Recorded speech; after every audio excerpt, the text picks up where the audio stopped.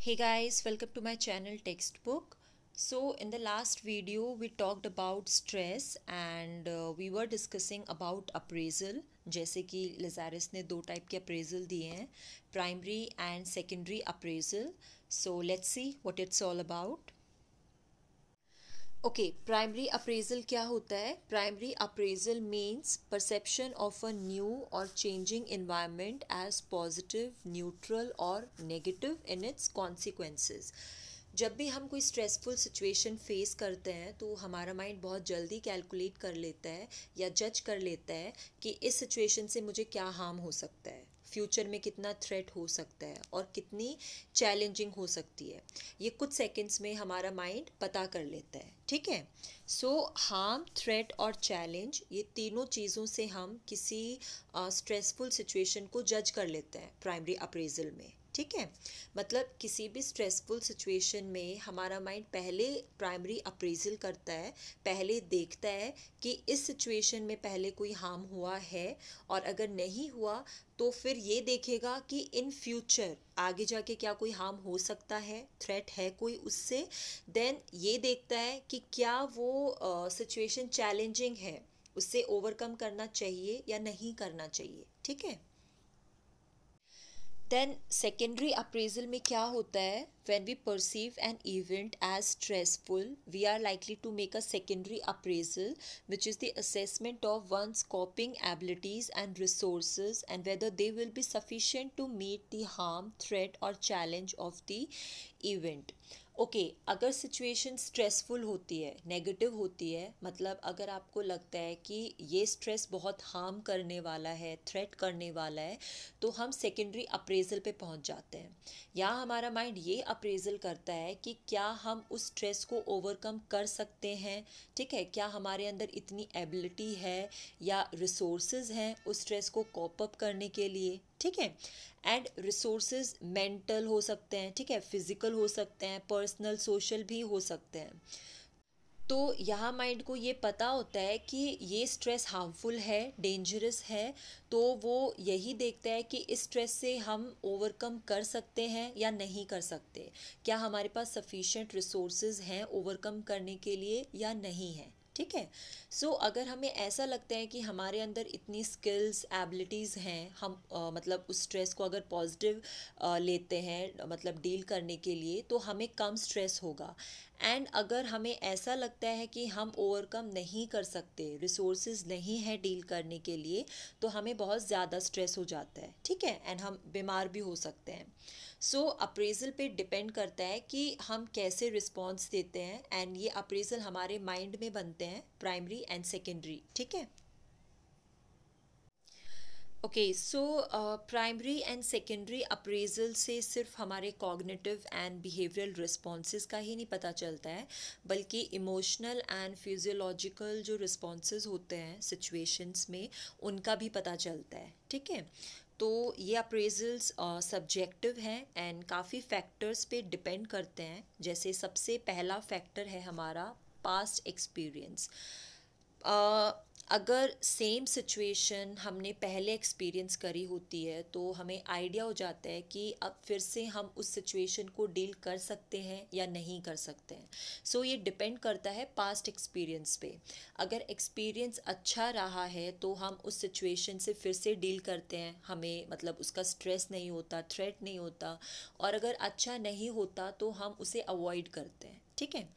Then second factor है controllable. यहाँ हम ये देखते हैं जो भी स्ट्रेसफुल सिचुएशन है वो कंट्रोलेबल है या नहीं, मतलब हमारे कंट्रोल में है या नहीं, हमारे पास इनफ रिसोर्सेज हैं डील करने के लिए या नहीं। सो बेसिकली हम उस सिचुएशन को कंट्रोल कर सकते हैं या नहीं कर सकते हैं, ठीक है।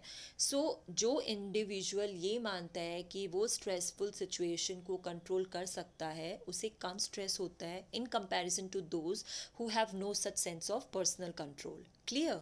सो इनके अलावा और भी फैक्टर्स होते हैं जिनकी वजह से हम स्ट्रेस हैंडल नहीं कर पाते हैं, like physical condition, mental condition अगर हमारी अच्छी नहीं होती है तो भी हम स्ट्रेस से डील नहीं कर पाते हैं। रिलेशंस अच्छे नहीं होते हैं या घर की कंडीशन अच्छी नहीं होती है, तब भी हम स्ट्रेस मतलब नहीं झेल पाते हैं। फाइन। देन काफ़ी सारे रिएक्शंस हैं जब भी हम स्ट्रेसफुल सिचुएशन में होते हैं, तो सिर्फ हमारा माइंड ही डिस्टर्ब नहीं होता है बल्कि हमारी बॉडी भी डिस्टर्ब होती है। बट वो जब पता चलता है जब हमारा स्ट्रेस काफ़ी लंबे टाइम तक चलता है, तब हमें धीरे धीरे उसका असर बॉडी में दिखता है। ठीक है, तो काफ़ी सारे मतलब रिएक्शंस हैं, जैसे फिजियोलॉजिकल है, बिहेवियरल है, इमोशनल है, कॉग्निटिव है। ठीक है, सबसे पहले है फिजियोलॉजिकल रिएक्शन। इसमें क्या होता है, हमारे माइंड में एक पार्ट होता है हाइपोथैलेमस। ठीक है, ये दो पाथवेज में चलता है। पहला है हमारा ऑटोनोमस नर्वस सिस्टम। ये नर्वस सिस्टम ऑटोमेटिक काम करता है, जैसे breathing, blood flow, heart rate control करना। ठीक है, जब हमें स्ट्रेस होता है तो नॉर्मली हमारी ब्रीदिंग फास्ट हो जाती है, हार्ट रेट फास्ट हो जाती है ऑटोमेटिकली। ठीक है, तो ऑटोनोमस नर्वस सिस्टम एक हार्मोन रिलीज करता है, एड्रिनल ग्लैंड। ठीक है, कैटेकोलामाइंस, इसके दो नाम होते हैं, एपिनेफ्रिन एंड नोर एपिनेफ्रिन। ये दोनों हार्मोन्स रिलीज़ होते हैं एंड ये दोनों हार्मोन्स हमें तैयार करते हैं या तो स्ट्रेसफुल सिचुएशन से फाइट करने के लिए या फिर उस सिचुएशन से भागने के लिए, फाइट और फ्लाइट। अगर आपके माइंड में ये अप्रेजल है कि सिचुएशन चैलेंजिंग है और आप डील कर सकते हो, तो आपके बिहेवियर में फ़ाइट वाला रिस्पॉन्स आएगा। एंड अगर आपके माइंड में नेगेटिव अप्रेजल बन गया कि ये हार्मफुल सिचुएशन है, इसमें नहीं पढ़ना चाहिए, तो आप फ्लाइट रिस्पॉन्स करोगे, मतलब आप पीछे हट जाओगे। ठीक है, देन सेकेंड पाथवे है पिट्यूटरी ग्लैंड। ठीक है, ये क्या करता है, ये कॉर्टिसल रिलीज़ करता है। कॉर्टिसल हमारी बॉडी को एनर्जी देता है, तो यहाँ हमारी बॉडी हमें तैयार करती है स्ट्रेसफुल सिचुएशन से डील करने के लिए। ठीक है, तो ये फिजियोलॉजिकल रिएक्शंस हैं जिनका हमें इतना पता नहीं चलता है। ठीक है, देन नेक्स्ट है इमोशनल रिएक्शन। हमें ज़्यादा इमोशनल रिएक्शंस फील होते हैं, जैसे डरना। ठीक है, एंजाइटी होना, गुस्सा आना, डिप्रेस्ड होना। मतलब ये इमोशंस हम जल्दी शो करते हैं, इसलिए इन रिएक्शंस का पता चलता है इंस्टेड ऑफ फिजियोलॉजिकल, क्योंकि वो बॉडी के अंदर चलते हैं तो पता नहीं चलता है। Fine, then we have cognitive reaction. Cognitive reaction, इसमें हम कंसंट्रेट नहीं कर पाते हैं क्योंकि बार बार वही चीज़ें याद आती है, मूड ऑफ होता है। ठीक है, and behavioural reaction. Behavioural reactions में वही होता है फाइट एंड फ्लाइट, या तो हम सिचुएशन से डील करते हैं या सिचुएशन को अवॉइड करते हैं। ओके, सो ये सारे रिएक्शंस हमारे माइंड में जो अप्रेजल होते हैं उनके बेस पे होते हैं। क्लियर, जैसे कि लेजरस ने कहा था कि रिस्पॉन्स नॉन स्पेसिफिक नहीं होते, स्पेसिफिक होते हैं, एंड ये डिपेंड करता है कि हमारे माइंड में हम कैसा अप्रेजल बनाते हैं। Okay, dimensions of stress. अब जो स्ट्रेस लोग एक्सपीरियंस करते हैं उसकी इंटेंसिटी देखी जाती है, लो इंटेंसिटी है या हाई इंटेंसिटी है, मतलब स्ट्रेस का कितना ज़्यादा असर आप पे पड़ रहा है। अगर ज़्यादा इंटेंसिटी होती है तो उतना ही तैयार होना पड़ता है उसे हैंडल करने के लिए। क्लियर, देन है ड्यूरेशन।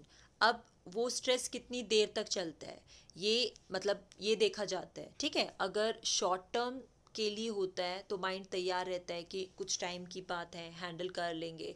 और अगर लॉन्ग टर्म के लिए मतलब होता है, लॉन्ग टर्म में चलता है, तो उतना ही माइंड को प्रिपेयर करना पड़ता है कि काफ़ी टाइम तक स्ट्रेस चलेगा या झेलना पड़ेगा और कितनी तैयारी करनी पड़ेगी, क्या उसे हैंडल करने के लिए हम तैयार है या नहीं है। ठीक है, देन इसके बाद है कॉम्प्लेक्सिटी, मतलब कितना कॉम्प्लिकेटेड है। अगर सिचुएशन समझ नहीं आ रही, बहुत कॉम्प्लिकेटेड है, तो आप जनरली क्या करते हो, उसे अवॉइड करते हो, तो इसका भी फ़र्क पड़ता है। ठीक है, देन वी हैव प्रिडिक्टेबिलिटी।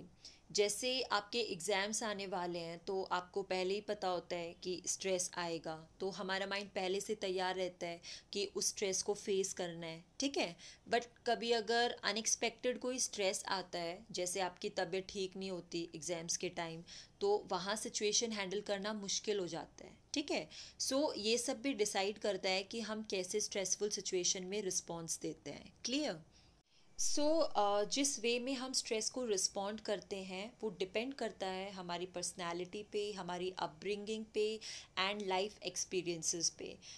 हर किसी का अपना एक पैटर्न है टू रिस्पॉन्ड स्ट्रेस, एंड कुछ लोगों को पता है अपने पैटर्न का, तो वो प्रॉब्लम्स को अच्छे से गहराई तक देख लेते हैं जब उन्हें अपने बिहेवियर में चेंजेस दिखते हैं या सिम्टम्स दिखाई देते हैं।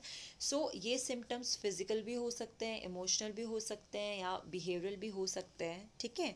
एंड इन्हीं सिम्टम्स की हेल्प से हमें स्ट्रेस की डिग्री का भी पता चलता है, और अगर स्ट्रेस का सॉल्यूशन नहीं निकाला तो सीरियस इम्प्लीकेशंस भी हो सकते हैं, ठीक है। That's all for today. Next video में we will talk about type of stress. And अगर आपको वीडियो अच्छी लगी then please do like it, share it and don't forget to subscribe my channel. Thank you.